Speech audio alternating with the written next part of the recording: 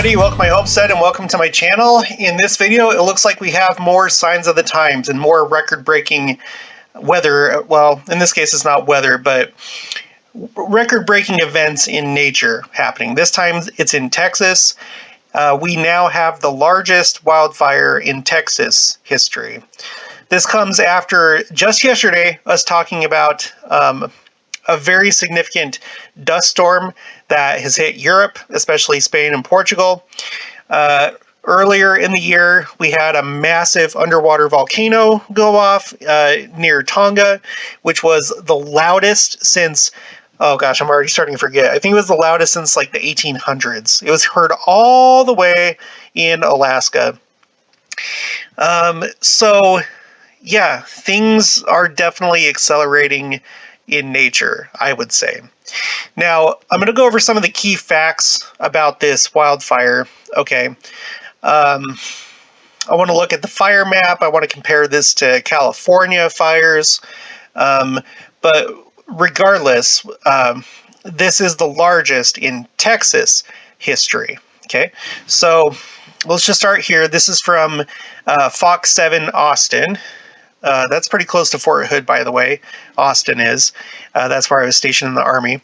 More than 40 homes were destroyed as the Eastland County complex wildfire burns for more than 45,000 acres.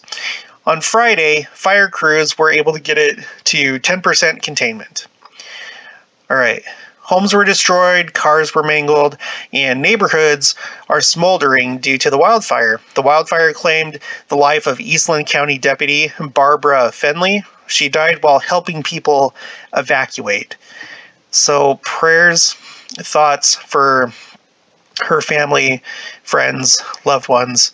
That's a very courageous way to go out. Down here, Eastland County Judge Rex Fields says the vegetation is gone. It looks like a lunar landscape.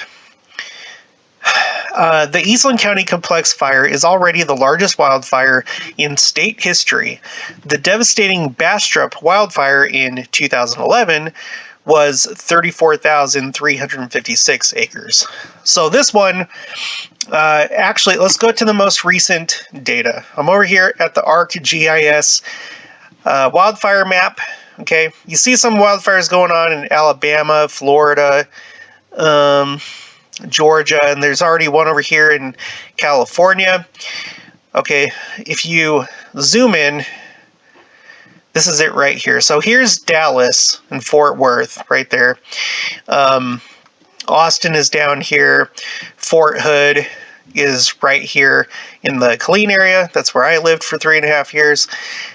You go up northwest of there, and here you have the complex fire, the Eastland complex fire. A complex fire is when you have like multiple fires that are in the same area. I don't know the exact definition. I don't know if they're all, even though they're separate fires, they're kind of like caused by the same conditions. I think that's what makes it a complex incident. But anyway, okay, so as of right now, okay, because this article is a little bit old, it's like a day or two old. As of right now, it is at 54,015 acres, okay? So the previous record was 34. And as of right now, it's 54. It's 20,000 more, and it's only 30% contained. And who's to say that there's not going to be more fires this year? In fact, I'm going to read some more. It seems like there probably will be. I'll show you why in just a minute. So, and then you can see here these shaded areas, okay? Yellow means red flag warning. This kind of like orangish color is red flag warning. Okay, wait, what was this one? Okay, okay, down here in southern Texas, fire weather watch. Over here, red flag warning. Up here in Nebraska, no, sorry, that's South Dakota and a little bit of Iowa, fire weather watch. And then this large pink area, including half of Kansas, by the way, red flag warning. Now, I am over like in this area. There's Wichita, so I'm good. But the rest of Kansas, like the rest of the western half of the state, not so much. Same thing with Oklahoma, almost all of New Mexico. Got some down here in Arizona near Tucson. Okay, in fact, there's some new wildfires, like when it has like the yellow background and the red flame like this. That's these are new fires within the last 24 hours. Okay, so this is what's going on right now. Okay, kind of by the closest place would be Dallas. Actually, let's see. Well, actually, it's closer to Abilene. If you're familiar with Abilene, that's like the nearest, whatever. Okay, so here it is. This is what we're talking about right here. Now, comparing that to California, because I've covered the California wildfires that were going on last year. I was thinking that we were going to have a record-breaking wildfire, but no, the big wildfire last year only made it to the number 2 spot. It was the Dixie Fire. It almost reached 1 million acres, but now remember, the Texas fire right now is at 50,000, so it doesn't really even approach any of these.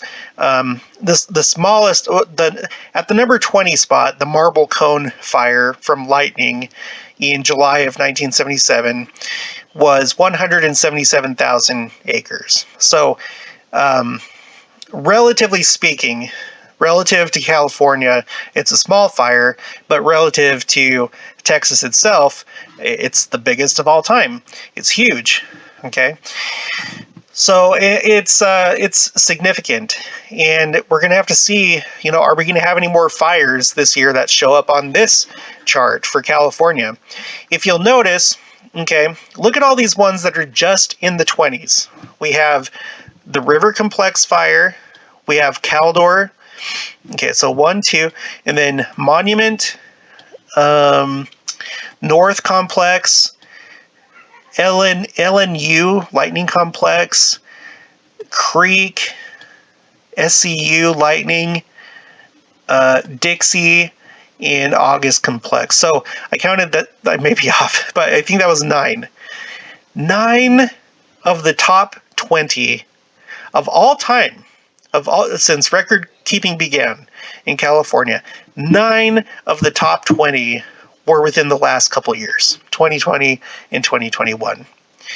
I can only assume at this point that 2022 is probably going to follow suit.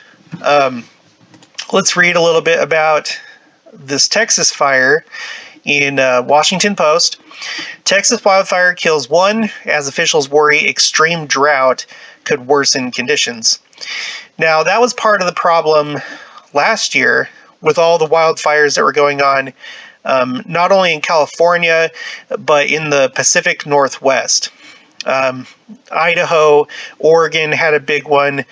I can't remember what it was called, but Oregon had one. There were some in Washington, and then all the way up here in British Columbia, somewhere that you don't typically think of when you think of like crazy wildfires. There was a lot going on up there. So, in fact, I think there is a drought. Let me see if I can pull it up here. Let's see. I should have thought about this before. Yeah, Drought Monitor. Here's a website where you can check the current drought conditions in the United States. This map released 2 days ago on St. Patrick's Day. So here is where the droughts are as of right now. So yeah, you can see Texas and the panhandle of Oklahoma in the dark red. There's a lot of red over here in Texas and Oklahoma. Got some orange in Kansas. In Utah, you have the West Desert area all red. Maybe a little tiny bit of the valley. I'm not sure. I guess you can zoom in, but I don't care. Montana is really red. Oregon is a lot. There's a lot of red there. Nevada. Okay, so there's that. Okay, so droughts. Okay, here's a picture of a destroyed structure. Okay, the Eastland Complex fire, made up of 3 smaller wildfires in central Texas, has incinerated more than 45,000 acres. Now, this is obviously a little bit old because now what was it again? We're at 50. I have such a bad memory. We're at 42. Well, no, I gotta click on this. The complex, it's at 54 as of right now. So look how much that's grown since this. It has incinerated more than 45,000 acres of land since sparking Thursday. So that's just a couple days ago. 2 days ago, destroying hundreds of homes and killing a deputy sheriff who was helping evacuate residents. Deputy Sergeant Barbara Fenley, 51, was evacuating homes in Carbon, the Eastland County Sheriff's Office said, when, due to poor visibility and deteriorating conditions, she steered her vehicle off the road, oh my gosh, and into flames. All right. Texas Governor Greg Abbott declared a disaster in 11 counties affected by the blaze. Smoke on Friday drifted into skies above Houston, some 300 miles away. Yeah, look at this. Houston is all the way down here. That is quite a ways for the smoke to go. I mean, I know it happens. But you just look at that distance. Here's Austin right here. Here's San Antonio. Here's Dallas. It's gone all the way from over here near Abilene, all the way down here. The smoke has gone all the way down here to Houston. Okay. Only 15% of the fire was contained as of Saturday afternoon. Well, as of right now, it's at 30, so that's good, officials said. And conditions could worsen. Large swaths of Texas, from the Dallas and Fort Worth suburbs in the east to Lubbock in the north, and Odessa and Midland in the west, are suffering extreme drought conditions. So let's zoom in. Let's zoom in on Texas. Well, I can't really tell by county but like Dallas is like over here. Yeah, so you see Texas, you see the colors here. This ranges from D0, which is abnormally dry, down to D4, which is exceptional drought. And that's as high as that scale goes. So there's a lot of the D4 exceptional drought in Texas, especially up by Oklahoma. Okay. Meteorological officials expect winds from the arid southwest to kick up Sunday and Monday, fueling the fire's spread. Okay, here's another destroyed structure, if not the same one. The National Weather Service on Saturday posted a critical fire weather outlook for nearly all of West Texas, half of New Mexico, and parts of Oklahoma, Kansas, and Nebraska. And I assume that's critical fire weather. I'm assuming that's talking about this pink area, or this kind of purplish pink area. Yeah, that's what it's like almost exactly half the state of Oklahoma and Kansas. And it even goes up into Nebraska and South Dakota, and then like a little part of Iowa right here. Kansas City is okay, right? That's the center place for New Jerusalem, so we're all good there. Let's go back here. Rapidly warming temperatures around the globe threaten to exacerbate wildfires, international climate experts say, lengthening fire seasons and making the blazes more harmful. Researchers and meteorologists in Texas have worried about spring and summer fires for months after the Lone Star State experienced one of its driest and warmest summers on record. Developments closely linked with global warming. Now, again, a word on global warming. I'm not going to talk about the cause of it. I do believe it's happening, and I would say that I probably agree with how most of you do in regards to that topic. I tend to look at it as, something that is meant to happen, regardless of the cause. I think that this plays into the Lord's plans for the last days. It may be instrumental as far as bringing about the destruction, the judgments, the punishment upon the wicked in the last days. A lot of people are suffering because of these different things that are happening. We're having really extreme weather. We're having fires. We're having all sorts of things going on. So, they may want to try and play it as though, oh, this is our fault, we did this to ourselves, but that may not be the case. Whether it is or not, it's instrumental in bringing about calamities and disasters that are supposed to take place before the second coming, and that's how I view it. Temperatures in December in Texas averaged 5 to 12 degrees above normal. Experts at Texas A&M University found, worsening the state's drought and setting the stage for a catastrophic fire season. A catastrophic fire season. That does not sound good. Meanwhile, said John Nielsen Gammon, a Texas A&M atmospheric sciences professor, rainfall in central Texas has increased by 10% over the past century. And the last 6 months of 2021 were wetter than usual. But developments, he said, are caused by rising global temperatures, which intensify storms during some seasons, then parch the landscape during others. The result, he said, was that the grasses and bushes that fuel wildfires grew larger during the summer and fall, then dried out over the winter. Now those parched plants are acting as kindling to the Eastland complex blaze.